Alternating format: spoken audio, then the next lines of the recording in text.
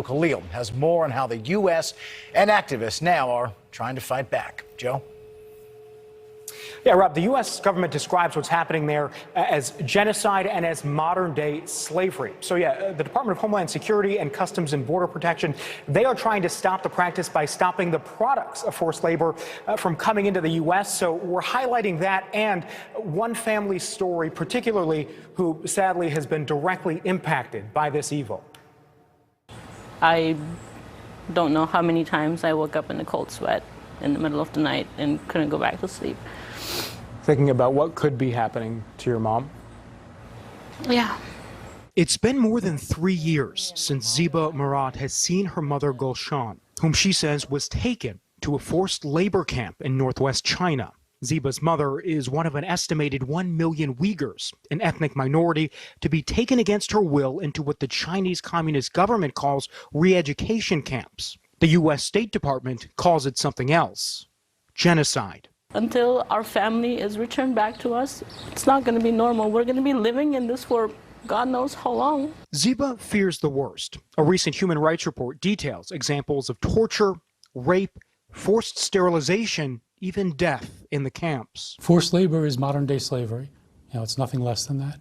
25 million people throughout the world are suffering because of forced labor. The U.S. government has decided to fight back.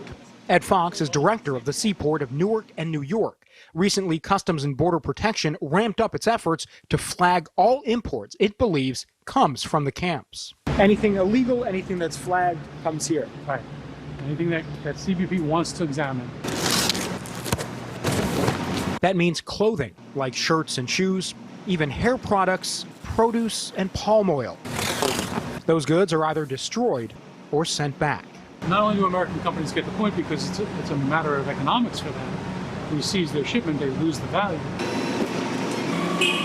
Nationwide, about $50 million worth of imports have been flagged this year alone. So far this year, we've had 128 detentions with a value over $12 million. Do you think that's an effective way to try to change that practice of forced labor in other places? Sure. I think that the best we can do is to ensure that anything that is the product of forced labor doesn't enter into the U.S. commerce. The goal here is to get people out of modern-day slavery. Ziba says despite the challenges ahead, she believes that day will come. I have hope. I have hope in humanity, and I have hope in my government.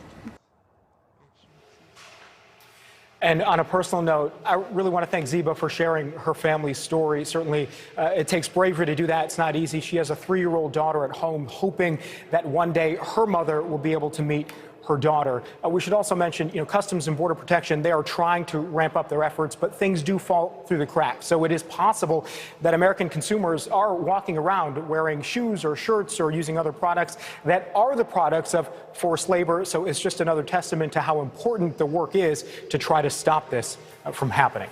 Rob?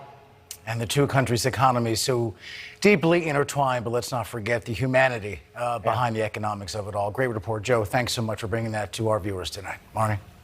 Still ahead here on Prime, it is one of Hollywood's biggest nights of the year.